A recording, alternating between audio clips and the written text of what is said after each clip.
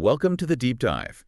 Today, we're really getting into cybersecurity. Yeah, it's everywhere, isn't it? Hard to avoid. Totally. It's woven into, well, pretty much everything we do online now. Paying bills, connecting with people. Yeah, It just matters. it really does. So our goal today, our mission for this deep dive, is to kind of cut through the jargon. We want to understand why it's so crucial and, maybe more importantly, what practical things you can actually do. And we're using the Digital Talk podcast episode, The Importance of Cybersecurity in a Digital World, as our sort of guide. Exactly. That's our foundation. It gives a great overview. Absolutely. And it can seem complex, cybersecurity, all those tech terms. Yeah. But really, at its heart, it's just about protecting our digital assets, our information, our accounts. Okay, so let's kick things off there. What is cybersecurity in simple terms? The Digital Talk episode defines it as, well, protecting our devices Right. Computers, phones, the networks they connect to. and the data on them. Exactly. Protecting all that stuff from people who shouldn't have access or from, malicious attacks. The analogy they use, which I quite liked, is it's like locking your doors at night. That's a good way to put it. Yeah. But for your digital world. So keeping out hackers, stopping viruses, avoiding those online scams. It feels like the game has changed, though. I mean, reading the source material, it's clear this isn't just for the IT folks anymore. Oh, absolutely not. That's a key point. Because so much of life is online now. Banking, health records, private messages, even like smart home devices. Everything. So cybersecurity is relevant to literally everyone. It has to be. It's a fundamental shift, isn't it? It really is. Our reliance on digital tech means the potential damage from cyber threats is just huge now. It's not an afterthought. It's a basic skill for modern life. Okay, so we've got the what.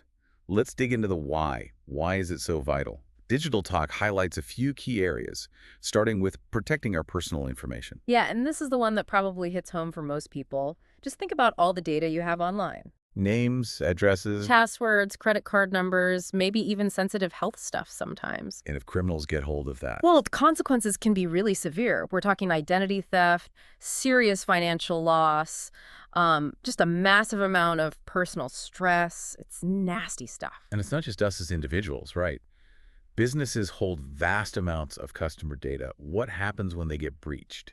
That's a big one the source talks about. Oh, it's huge for businesses. Forget the immediate financial cost of fixing the breach itself, which can be enormous. Right. The bigger hit is often to their reputation, losing customer trust. I mean, in today's world, news of a breach spreads incredibly fast. Yeah, like wildfire. Exactly. And rebuilding that trust, that can take years if they manage it at all. The Digital Talk episode also raised something maybe less obvious, but critical. National security. It's not just data theft.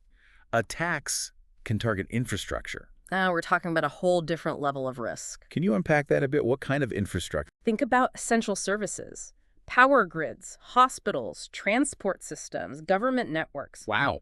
Attacks on these aren't just about stealing data anymore. They could actually disrupt services we all depend on.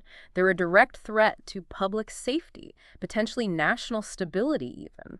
And something more recent that's changed the landscape, which the source mentions, is the big shift to remote work and online learning. That's opened up new doors for attackers, hasn't it? Absolutely. It's massively expanded what we call the attack surface, meaning suddenly millions of personal devices, laptops, home Wi-Fi routers became gateways to potentially sensitive work or school data. Ah, okay. So simple things like maybe having a weak password on your home network or not updating the software on your personal laptop that could create an opening. It really highlights how blurred the lines are now between personal and professional digital security. They're completely intertwined. Yeah. Okay, the potential fallout is clearly serious. To make this really concrete, Digital Talk shared some real-world examples. Let's talk about the Equifax breach from 2017. That was huge, right? It was massive, as the source points out, one of the largest ever recorded. Over 140 million people had their personal data exposed. And really sensitive data, too. Oh, yeah. Social security numbers, birth dates, the kind of information that's incredibly valuable to identity thieves. It was a real wake-up call about the scale of these risks. And then also in 2017, there was WannaCry.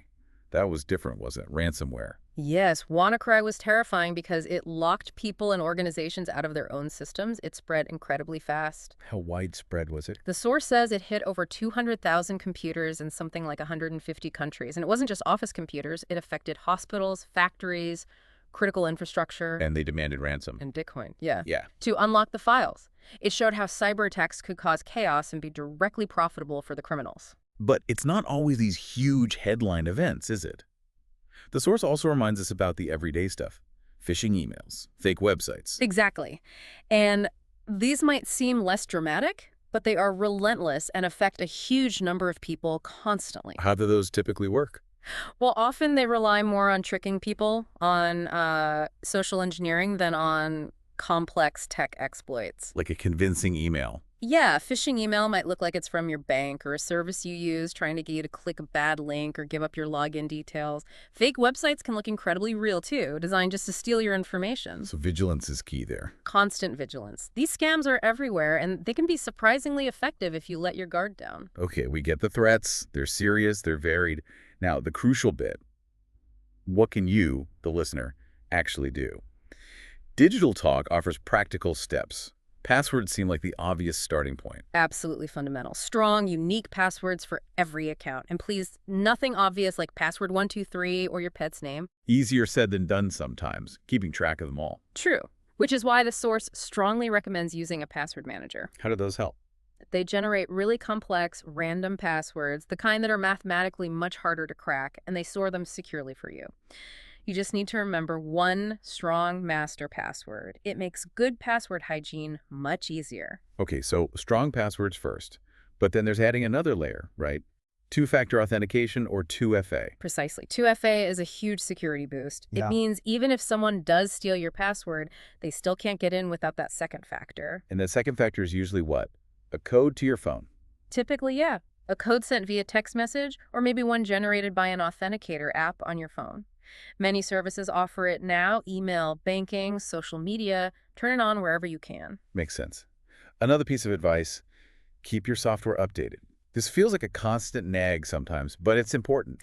It's incredibly important. Those updates you get for your operating system, your browser, your apps, they very often contain security patches. Patches for what? For vulnerabilities, basically flaws in the code that criminals have discovered and could potentially exploit to get access. Updating closes those holes. It's like fixing a broken lock on your digital door. So ignoring updates is risky. Definitely risky. You're leaving yourself exposed to known threats. And then there's just being smart online, being generally cautious. Yeah, developing a kind of healthy skepticism. Like the source says, be really wary of clicking links in unexpected emails or messages. Think before you click. Or downloading strange files. Absolutely. Don't download attachments or files from sources you don't know and trust.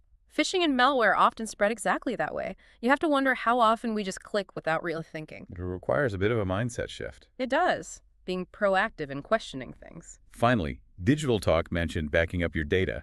How does that fit into cybersecurity? It doesn't stop an attack, does it? No, it doesn't prevent an attack, but it's your safety net if one succeeds, especially against ransomware. Ah, right, if they lock your files. If they lock your files, but you have a recent secure backup, you don't have to pay the ransom. You can restore your data. It takes away the attacker's leverage. So it limits the damage. Exactly. Regular backups mean you won't lose everything, even if the worst happens. It's crucial. So the big takeaway here, pulling it all together from the Digital Talk episode, cybersecurity isn't some far-off tech problem. It's a daily thing for all of us online. Absolutely. The source really emphasizes this. You are the first line of defense. Your habits, your choices, they matter hugely. And looking forward, it seems like this is only going to become more important, not less. Without a doubt. Think about AI, smart homes, the Internet of Things, all these connected devices. Technology is getting deeper and deeper into our lives. Which means more potential vulnerabilities. More potential entry points for attackers, yes. So being proactive about security is just going to be even more critical as time goes on. So wrapping up this deep dive, the core message seems clear. Stay alert, keep learning, and actually use these practical steps to protect your digital self. It's an ongoing effort, definitely. Not a one-time fix, but a really vital one. Okay, so as we finish, here's something to think about. A final thought prompted by our discussion and the source material. As our physical lives and our digital lives blend more and more, what are the really big long-term societal consequences if we don't get a handle on these widespread cybersecurity vulnerabilities? It's a sobering question. What does it mean for trust, for stability, for society as a whole? Something to definitely mull over.